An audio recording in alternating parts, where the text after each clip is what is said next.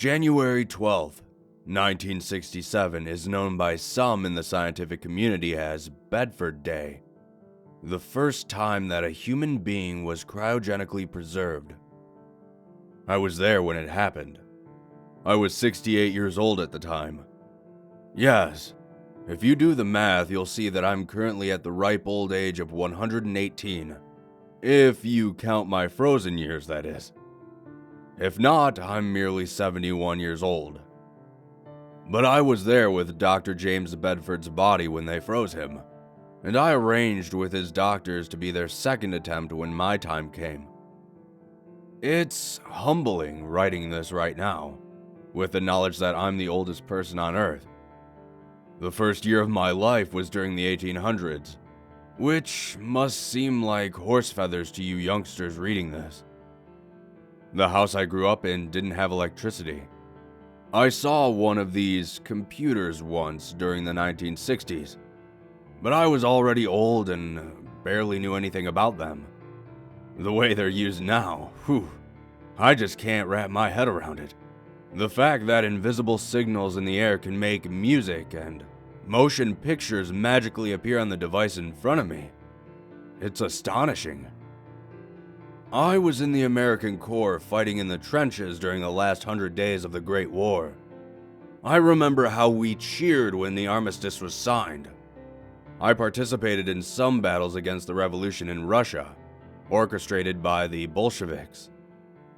Given how things ended up for us, I can see now we should have taken that war a bit more seriously. You see, I'm not sure any of you out there even know the same history as I do.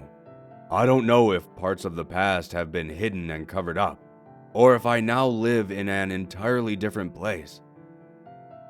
Where do I begin? 1969, I suppose. The moon landing. This terrified the Soviet Union, and I think it's when they first realized that they wouldn't be able to stand up against the United States in the long run. I see that your history books say the Soviet Union collapsed in 1991. I'm shocked to read that, to be honest. And I'm even more shocked to see that there's no mention of the virus. In 1970, you see, the Russians engaged in biological warfare. A virus was unleashed in the United States that couldn't be stopped. It started with eczema, usually on your arms and legs. It was pinkish and flaky. It would be itchy at first, but would eventually spread and get much, much worse. People would be covered with agonizing sores all over their body, which would eventually start dripping blood, leading to exsanguination. It was pretty much a death sentence for those who got infected. The west coast of the United States was hit first, and entire cities were wiped out. It was highly contagious person to person, and there seemed no end to where it would spread. Were the Russians prepared for such effects? Were they holding on to a cure in case the disease spread all the way back to the motherland? Hell if I know. Because when the death rate reached 20 million in the United States alone, I made a visit to some doctors that I know. They told me that there was a much higher chance that my freezing would be successful, other than Dr. Bedford. He had been dead for days when they froze him. I was still alive. The question, however, was would there be a world left for me to wake up to? I remember them giving me a needle that would put me to sleep. And then, I was sitting up in a hospital bed and was told it was the year 2015. I remember nothing in between. Some doctors came in and explained what had happened to me. After my initial freezing, I was handed over to a company called the Alcor Life Extension Foundation. They're the leading company that professionally stores cryogenically frozen bodies. They currently have 149 bodies in cryopreservation. I was their first. I have the feeling that this business is now controlled by the American government, and that it was essential that this whole experience be kept secret. These scientists seemed as surprised as I did that their procedure successfully brought me back to life. They bombarded me with questions. What did you experience while frozen?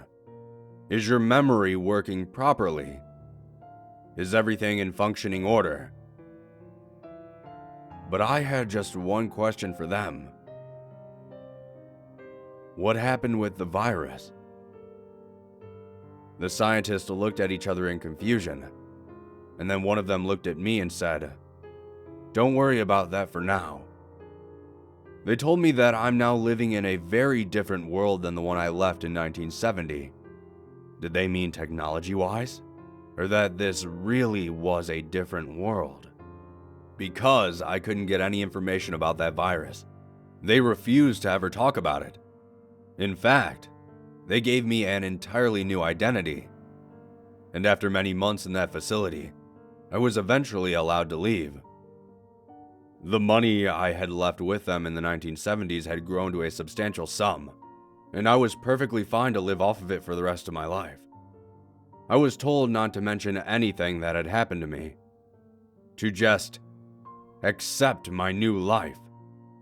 They didn't have much to worry about even if I talked. It would just be seen as the ramblings of an old man. I've used this time to try and catch up to this new world. I'm new to this stuff, but I think I'm getting the hang of it.